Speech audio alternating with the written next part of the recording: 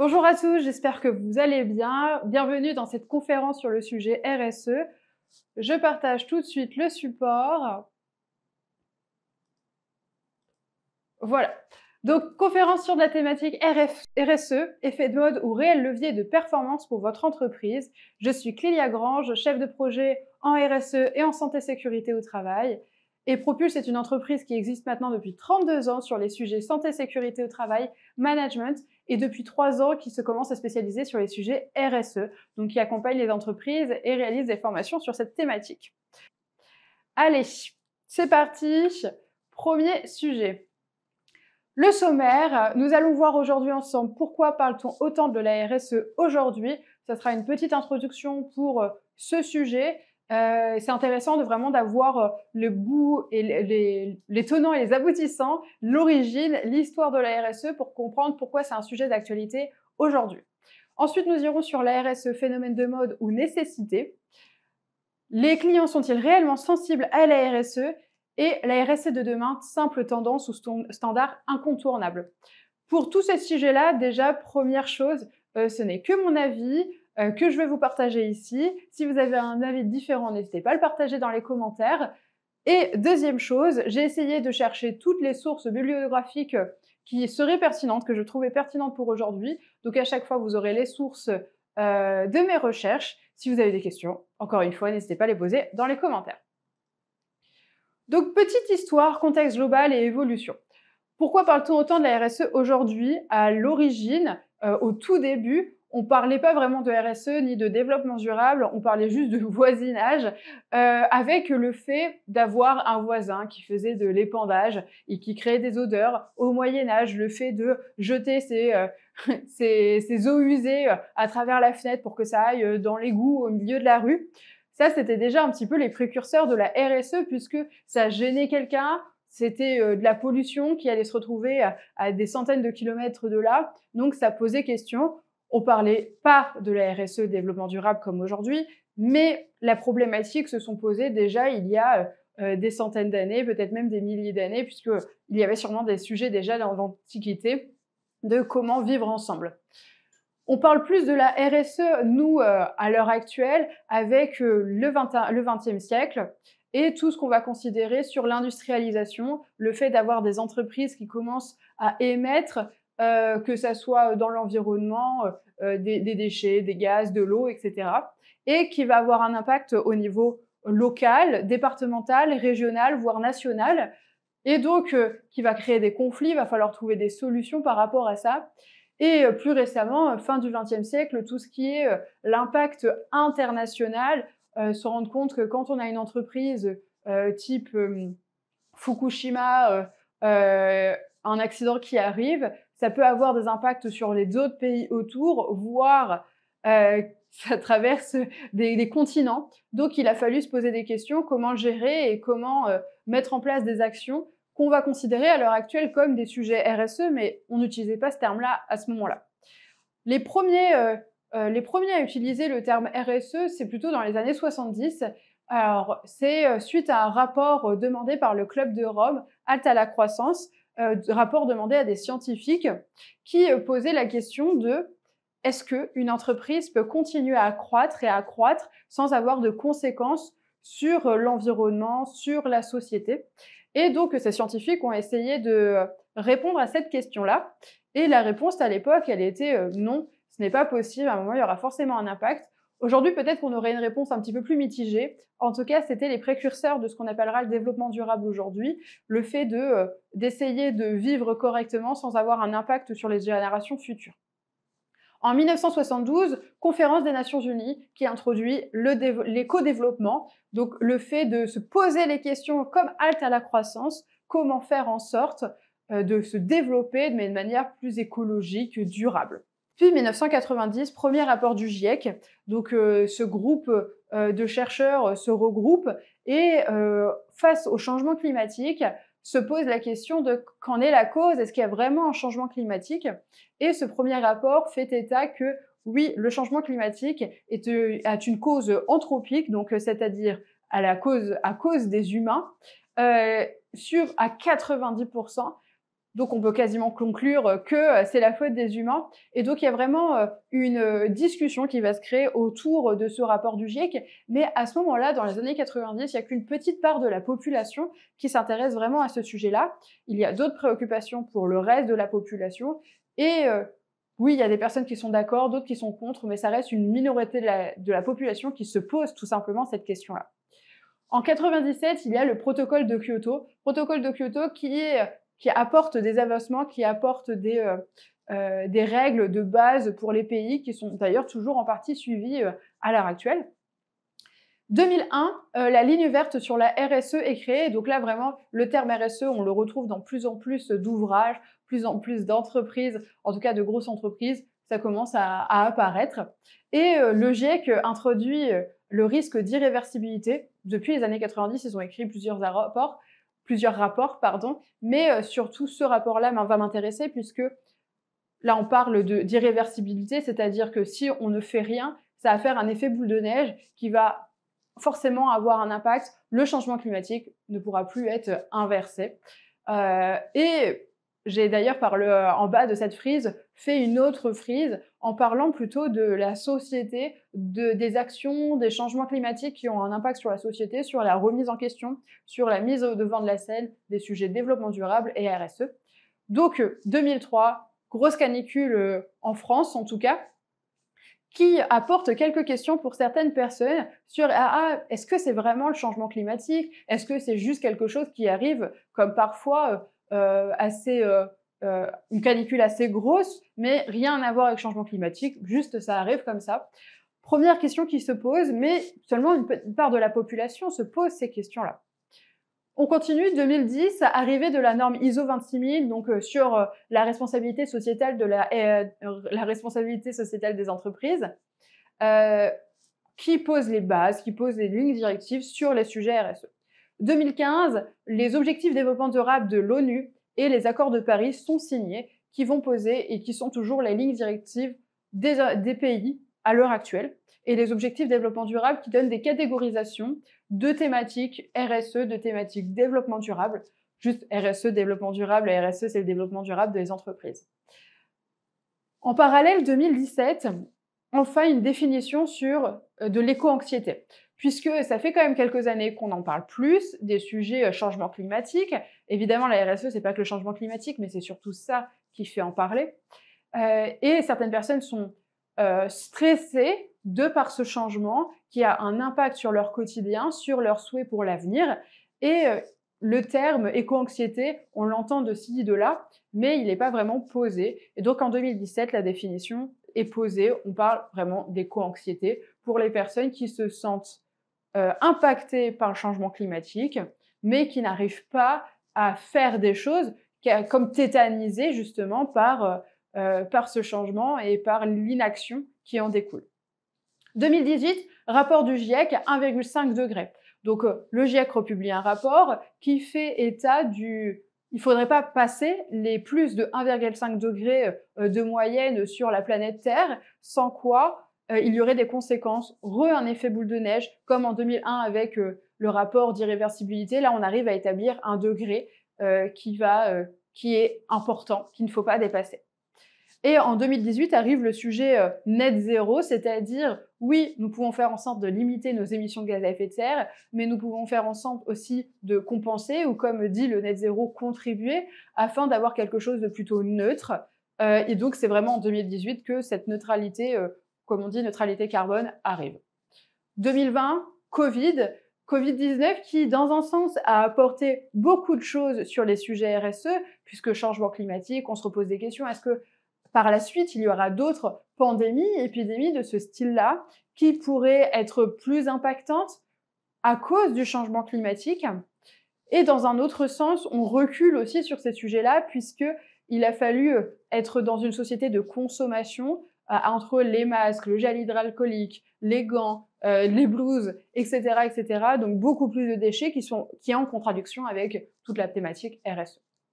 Et j'ai mis une partie 2021-2025 avec l'accélération des événements climatiques. Je pense que vous l'avez tous constaté. Il ne se passe pas une semaine sans que, si nous ouvrons la radio, les actualités, un événement climatique a eu lieu, que ça soit en France ou à l'étranger, et donc augmente la part de population qui se sent concernée par ce sujet-là, qui est d'accord sur le fait qu'il y a un changement climatique, qui aimerait bien mettre des actions en place, peut-être ne sait pas forcément comment faire.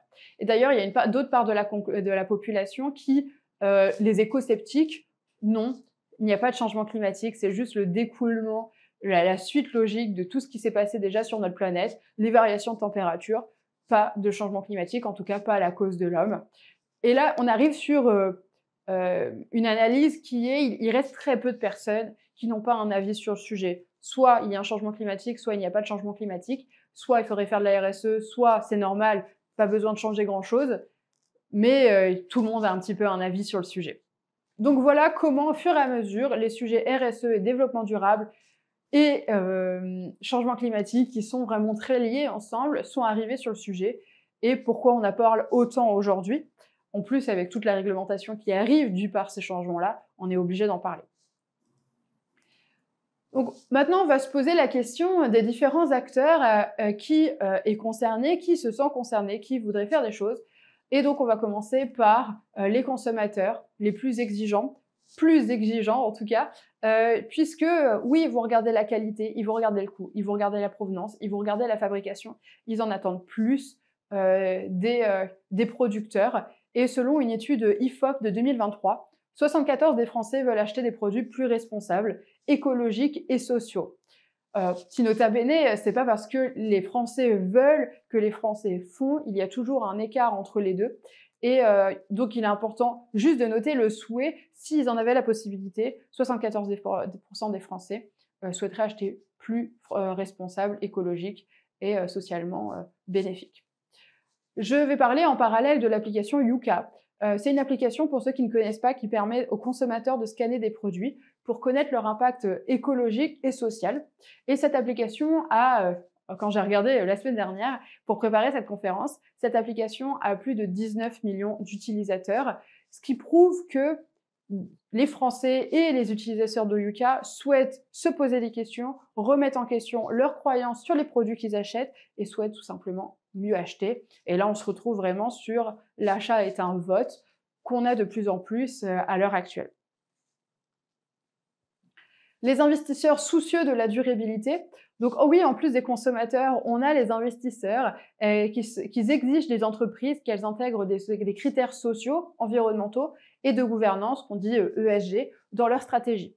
Et par exemple, je pense à des clients que nous accompagnons sur les sujets ISO 14001, 45001, RSE, qui sont contraints par leurs investisseurs et leurs clients à passer des certifications, habilitations, afin de les garder tout simplement comme clients.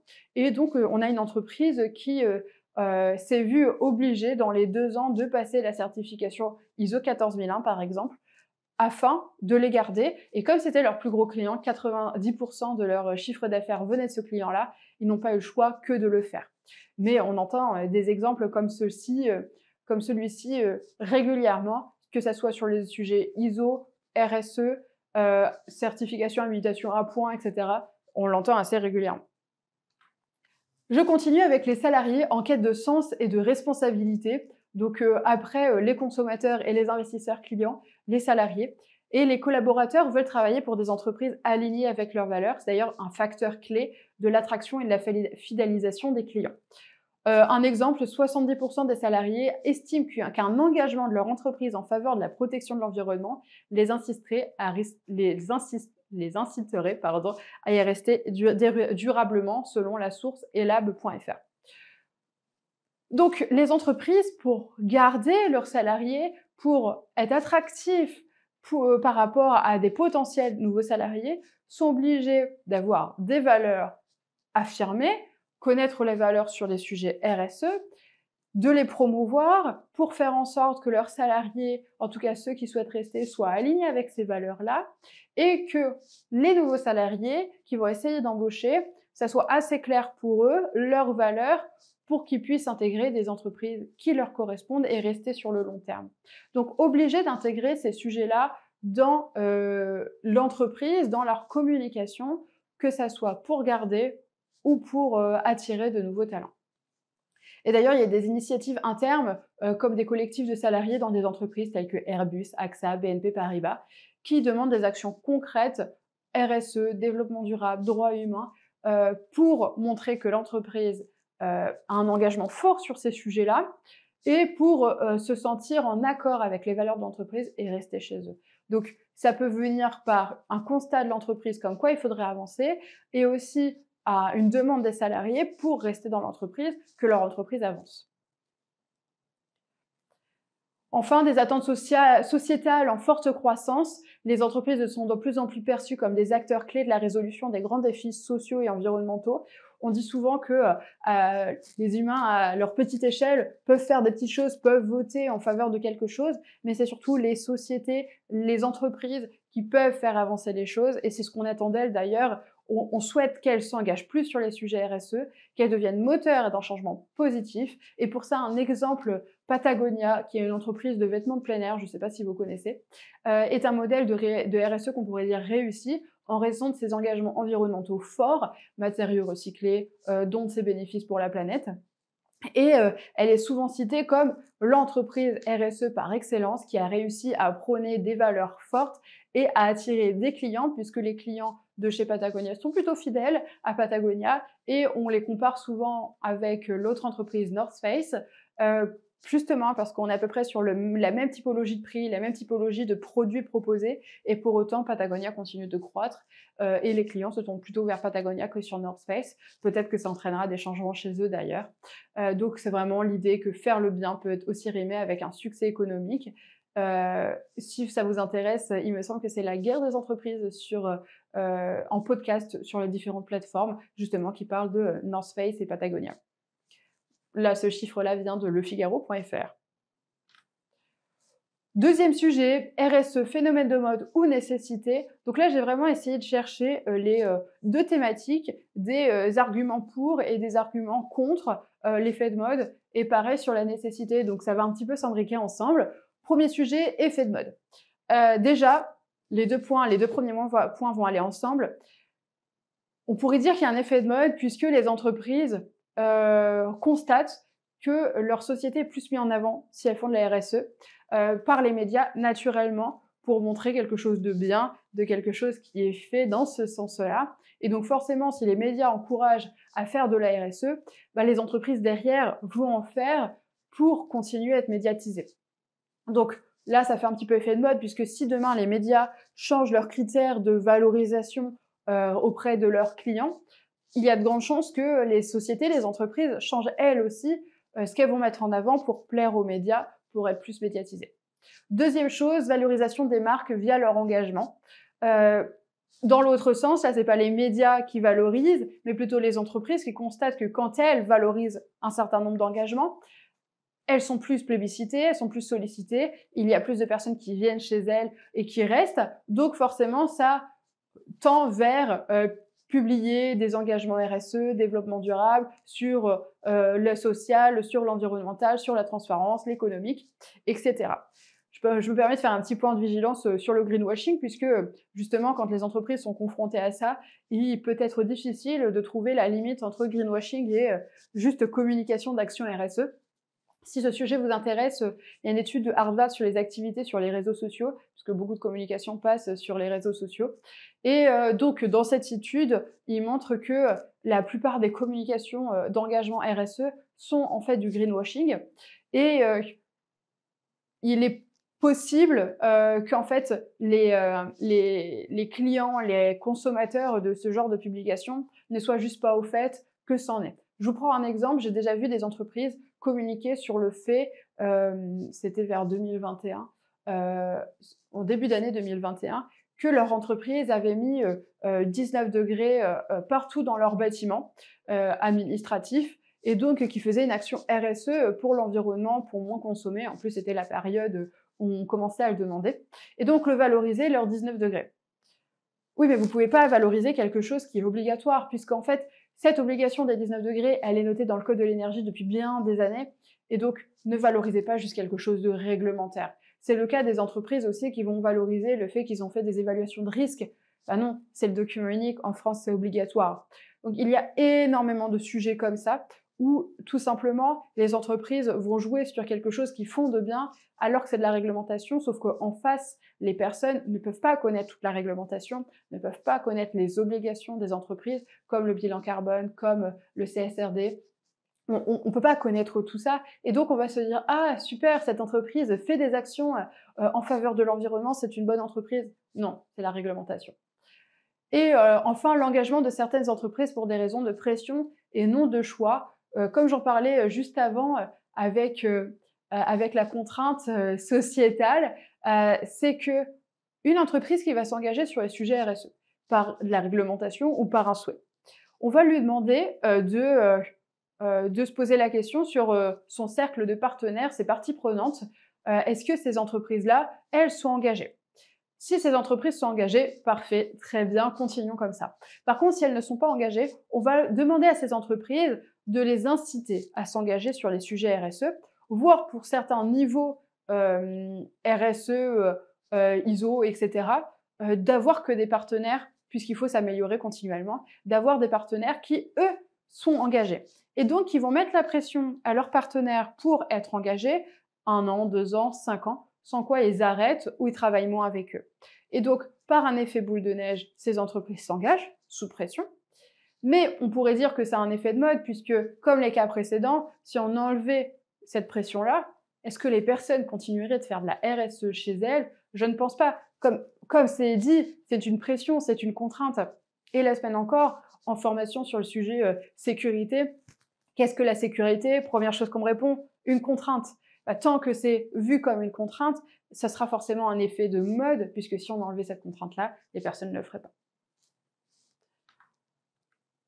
Allez, on continue avec nécessité, effet de mode ou nécessité. Donc là, la partie nécessité, des engagements pérennes par choix ou nécessité. Et donc pour ça, je vais m'appuyer sur les 3 piliers de la RSE, environnement, social et économique. Premier exemple sur le sujet environnemental.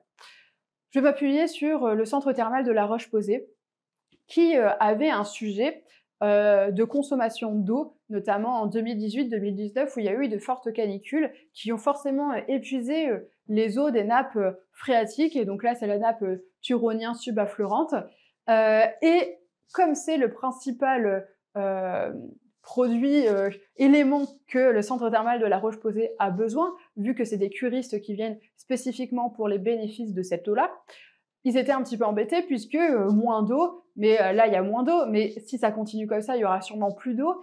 Et donc se sont posé la question comment faire pour réduire leur consommation d'eau, pour continuer à être pérenne dans le temps tout simplement. Et donc ils ont créé le projet Ecodo. Et le projet Ecodo, c'est un projet qui a réussi à faire baisser la consommation d'eau par patient, par curiste, entre 2019 et 2022 de 50%. Donc on voit bien que là, par obligation de pouvoir continuer leur activité sur le long terme, dû à un changement environnemental, ils ont dû trouver des solutions pour pallier ce problème.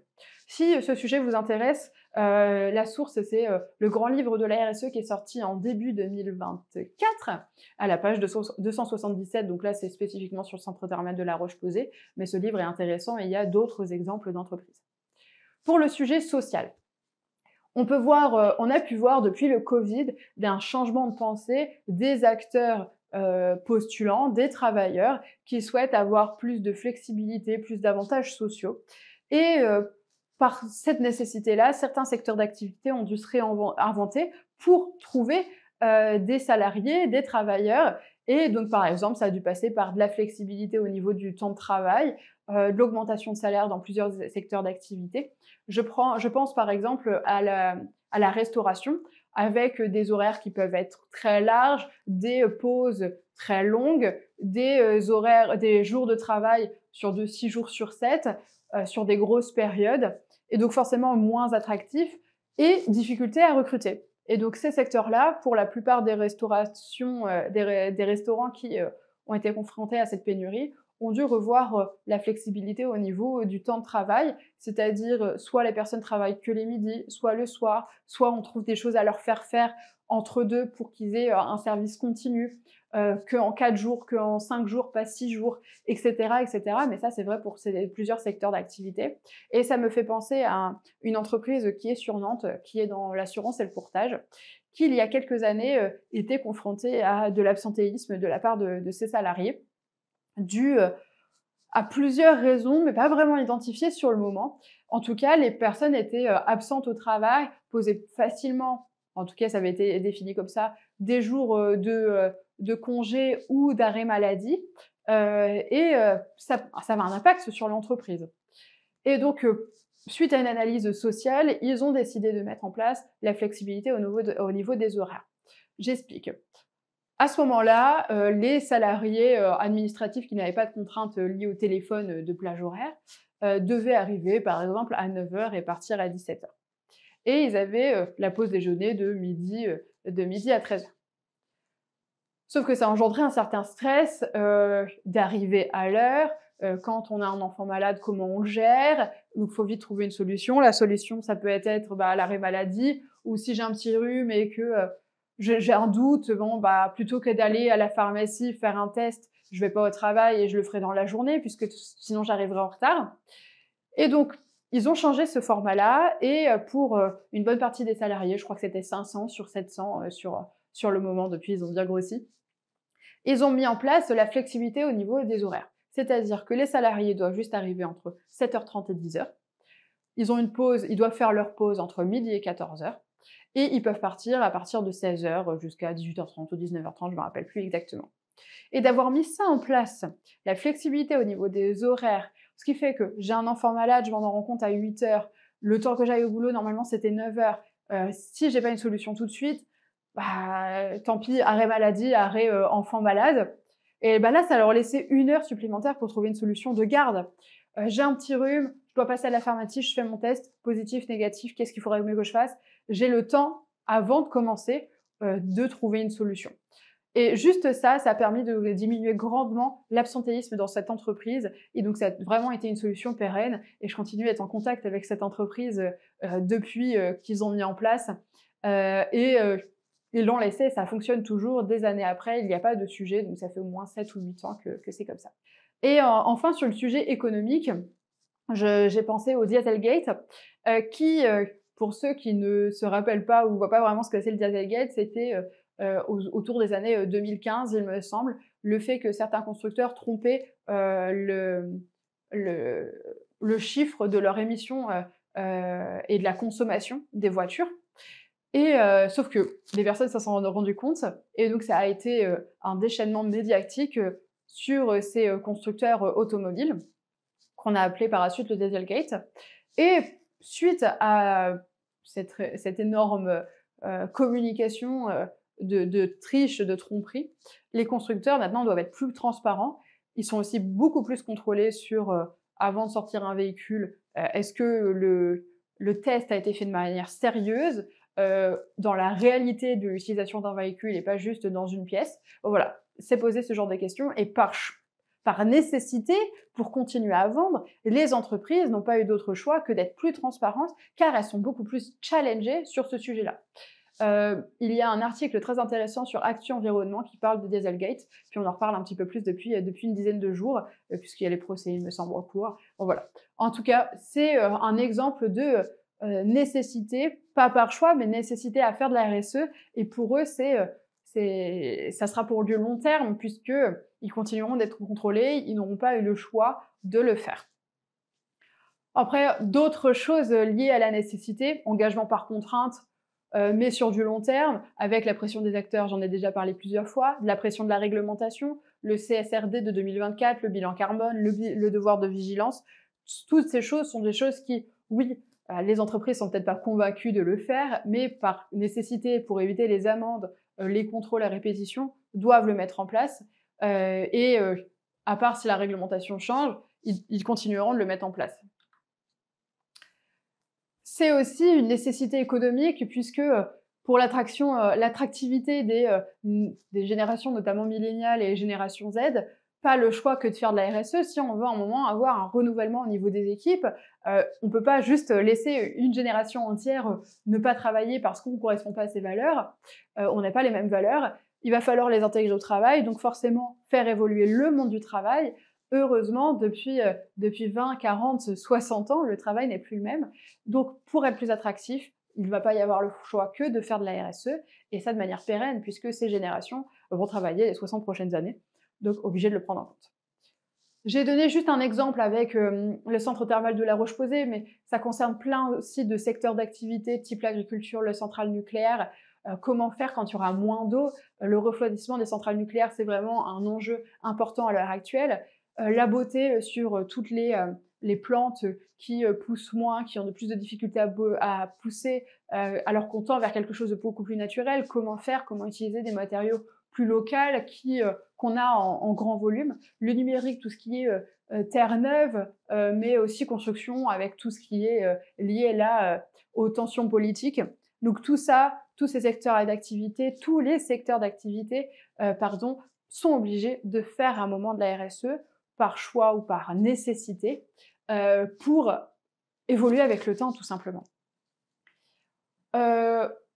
D'ailleurs, lorsqu'un salarié est aligné avec les valeurs de l'entreprise, il est plus performant. Ça a été démontré, il y a eu plusieurs sources, mais là, je vous laisse aller voir State of American Workplace de Gallup à la page 62.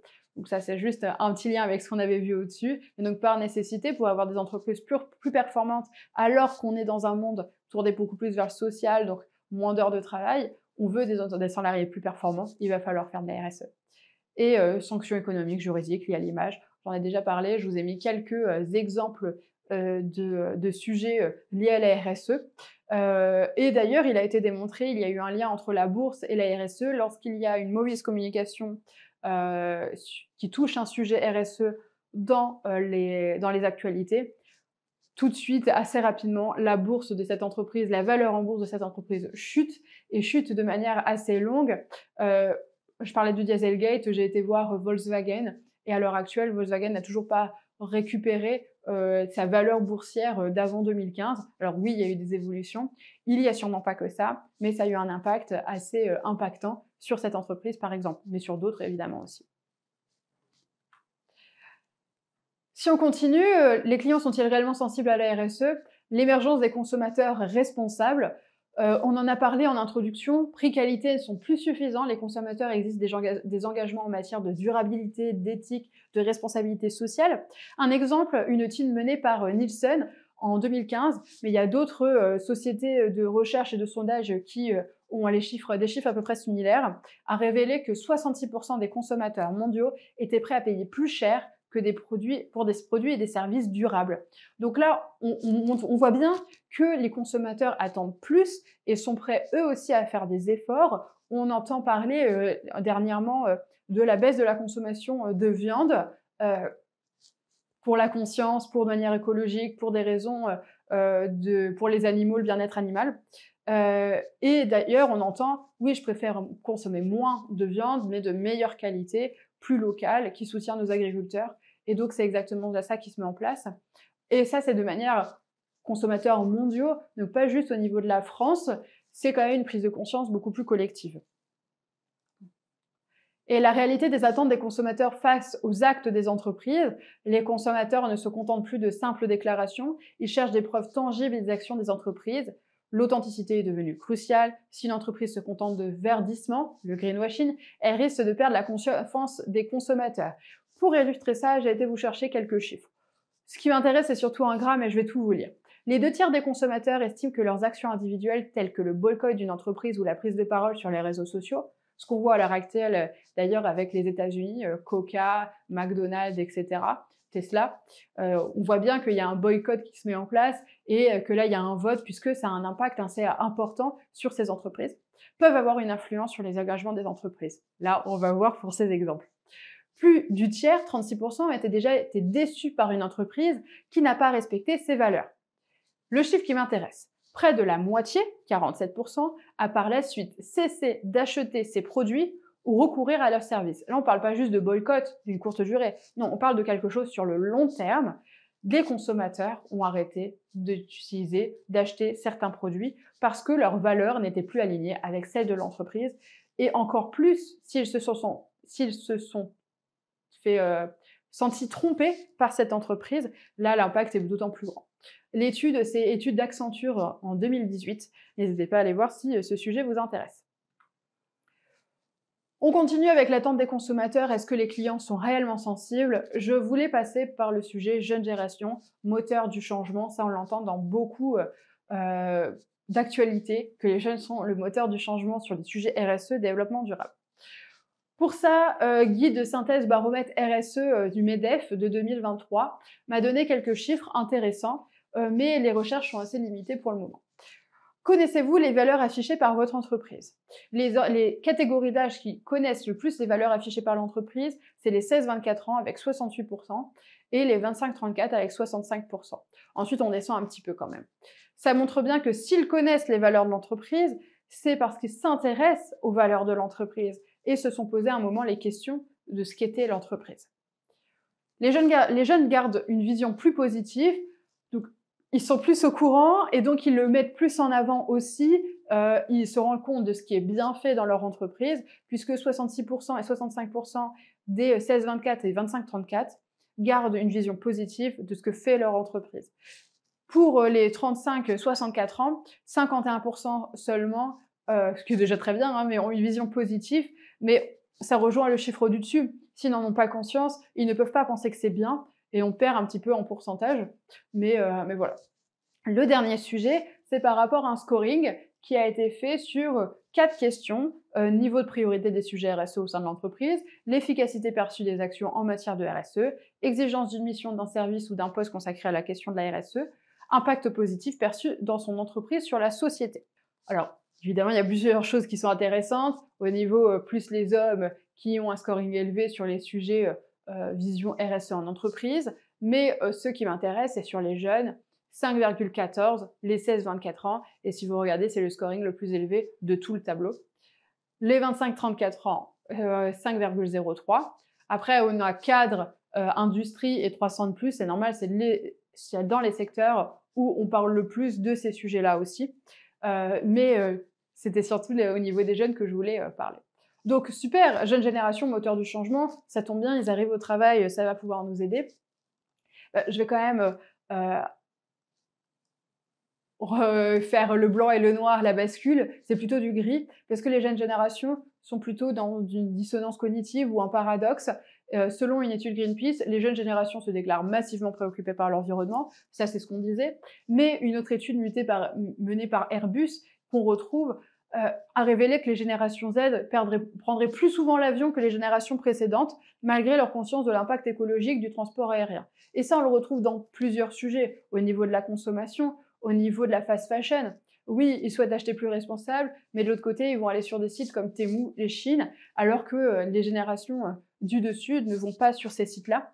Et on se retrouve vraiment avec un souhait de faire mieux, mais une incapacité de le faire, des attentes aussi de la part de la société. Ils veulent avoir un certain confort, ce qui se comprend, c'est ce qu'on leur a inculqué et c'est ce qu'ils ont toujours eu. Donc ils veulent ce confort-là, mais avec des engagements RSE plus poussés, avec le même confort. Et donc, dissonance cognitive, je veux pouvoir voyager à travers le monde, par contre, pas avec des avions polluants. Je veux continuer à me sentir bien dans mon corps avec des vêtements qui me sient bien, par contre, j'ai pas vraiment de solution abordable. C'est tout ça qui pose, et d'ailleurs, c'est ces sujets-là, cette prise de conscience de vouloir faire plus, mieux, mais cette incapacité de pouvoir le faire qui crée l'éco-anxiété. Et des recherches sur l'éco-anxiété ont été publiées par l'Université d'Oxford en 2021 qui montrent que les jeunes ressentent une pression immense liée à la crise climatique, ce qui crée un déficit d'action face à l'ampleur de la situation. C'est ce qu'on décrivait. On veut beaucoup plus, mais on se sent dans l'incapacité de pouvoir le faire, qui a créé une maladie. Ce phénomène peut générer un sentiment d'impuissance qui limite la capacité à concrétiser des changements et les comportements du quotidien. Je vais maintenant essayer de voir pour les entreprises, oui, les clients sont réellement plus sensibles, mais est-ce que le fait qu'ils soient plus sensibles, ça a un impact pour l'entreprise sur l'image, sur la qualité perçue, sur la satisfaction client et surtout sur la fidélisation? Si je fais de la RSE, Est-ce que les clients vont juste venir une fois pour tester, ce qui a du tout vous arriver, tiens, cette entreprise a l'air bien, je vais tester, ce que je fais également, mais finalement, pas convaincue, pas suffisamment au niveau de mes attentes, du coup, je n'y retournerai plus après ou peu régulièrement. Et donc, je me suis posé cette question-là, vraiment, je voulais savoir si le fait de faire de la RSE fidélisait plus la clientèle. Je me suis appuyée sur le document de L. Hamidi N de 2022, l'impact de l'adoption des RSE sur la fidélisation de la clientèle, le rôle médiateur de l'image de marque, la qualité perçue et la satisfaction client, revue de contrôle de la comptabilité et de l'audit. Donc c'est page 210-229 du volume 6, numéro 4. Dans cette étude-là, c'est poser la question de 7 hypothèses. Ces 7 hypothèses sont: est-ce que le fait d'adopter de la RSE augmente l'image de marque de l'entreprise? Est-ce que la RSE augmente la qualité perçue, augmente la satisfaction client, augmente la fidélisation? Et est-ce qu'en indirect aussi, par l'image, par la qualité, par la satisfaction client, la fidélisation de la clientèle reste plus grande? Et je vous ai mis le tableau ici pour voir si oui ou non la fidélisation avait été augmentée. Et l'étude montre que pour un certain nombre de cas, oui, la fidélisation est vraiment avérée, que c'est un lien direct qui a causé la fidélisation, et dans d'autres cas, ce n'est pas vraiment avéré. Si je prends l'image de marque, oui, RSE impacte directement l'image de marque. RSE et qualité perçue, pas significatif. RSE et satisfaction client, significatif. Image de marque, fidélisation, significatif. Par contre, qualité perçue et fidélisation client, pas significatif. Et satisfaction client, fidélisation, significatif. Donc, certaines choses montrent que oui, c'est significatif, d'autres non. Mais en tout cas, on pourra conclure que faire de la RSE, globalement, ça fidélise plus la clientèle. On continue avec le sujet RSE de demain, simple tendance ou standard incontournable, et ça va être ma conclusion de cette conférence. J'ai noté quelques petits freins et défis à relever. La RSE, pour moi, elle est en voie de devenir une norme incontournable. Avec tout ce qu'on a vu, qu'on soit d'accord sur le fait que nécessité ou mode, effet de mode, peu importe en soi la raison qui fait que les entreprises font de la RSE pour moi, puisque à la fin, ça va faire un effet boule de neige. Oui, peut-être que des entreprises, si on enlevait la réglementation, arrêteraient. Mais un certain autre nombre d'entreprises qui ont commencé à faire de la RSE par obligation, par contrainte, par demande des parties prenantes, vont, elles, continuer, puisque c'est bon, le plus dur a été fait, les investissements ont été faits, le changement de mentalité ont été faits, et donc, effet de mode ou nécessité, peu importe, tant que ça conclut un changement, et pour la plupart, il restera ce changement, ou quelques petites choses partiront, mais le gros restera. Quelques freins, oui, c'est contraignant, c'est chronophage, surtout sur la mise en place, sur l'accompagnement des changements des idées, des valeurs, des mœurs. Pour les plus réfractaires, il y a quand même des personnes qui sont moteurs dans les entreprises, et donc, en les sollicitant, ce frein peut être relevé et difficile à mettre en place. C'est surtout qu'il y a énormément de sujets, environnement, social, économie, transparence, équité, index homme-femme, etc. Et donc, la mise en place va prendre du temps, mais mettre en place de la RSE, c'est aussi commencer à anticiper le futur. Et pour certaines entreprises, en fait, tout le monde fait déjà de la RSE. J'accompagne un certain nombre d'entreprises pour un état des lieux sur la RSE, notamment lors des formations. Ils disent « Bon, non, on n'a vraiment rien fait en RSE ». Et quand on regarde, qu'on prend les sujets sociaux, est-ce que vous avez un document unique? Oui. Est-ce que vous avez un plan d'action? Oui. Est-ce que quand vous avez eu une situation dangereuse, vous avez mis des choses en place? Oui. Ok, bah, sur le sujet social, finalement, vous faites déjà. Est-ce que vous organisez des pauses café, des temps d'échange avec les salariés? Est-ce que vous êtes à l'écoute? Oui, c'est de la RSE. Ok, pas la RSE qu'on attendrait des grandes entreprises, mais à votre niveau, c'est déjà de la RSE. Et pour les sujets environnementaux, c'est déjà le cas. Est-ce que vous êtes vigilant à l'énergie? Est-ce que vous faites un tri des déchets, 5 flux, 7 flux? Oui, vous n'allez pas communiquer sur le 5 flux parce que c'est l'obligation réglementaire. Mais déjà, si vous le faites, la RSE, c'est déjà se mettre à plat réglementairement. C'est ça le plus important. Et donc, des défis à relever pour l'intégration des nouvelles générations. Comme je le disais, on ne pourra pas dire « bon, cette nouvelle génération ne nous intéresse pas, il faut la mettre en place. Il faut, on passe à autre chose. » Non, on va être obligé de les intégrer, cette nouvelle génération. qui a des attentes particulières, qui souhaite avoir des entreprises alignées avec les valeurs. Et ça me permet d'ailleurs de vous parler de ce chiffre-là de France Stratégie, un rapport de 2016 qui dit qu'on observe un écart de performance économique d'environ 13% en moyenne entre les entreprises qui mettent en place des pratiques RSE et celles qui ne le font pas. Donc finalement, ça serait faire un mauvais calcul de ne pas faire de la RSE, de commencer à faire de la RSE, parce que économiquement, c'est intéressant de faire de la RSE. Ça reste une moyenne, évidemment. Et puis, les nouvelles générations, il y a 20 ans, quand vous, peut-être, vous êtes arrivés dans le monde du travail, sûrement qu'on disait déjà oh, les jeunes, ils veulent pas travailler, c'est difficile de les intégrer. Et maintenant, la société, les entreprises ont évolué. Et donc, c'est ça aussi qu'il faut penser, c'est comment faire évoluer notre société, évoluer nos entreprises pour l'intégration des nouvelles générations, mais sans négliger le fait qu'il y a toujours d'autres générations dans le travail, qu'il faut continuer à intégrer, qu'il faut continuer à faire travailler et que tout se passe bien jusqu'à leur retraite et même après, évidemment.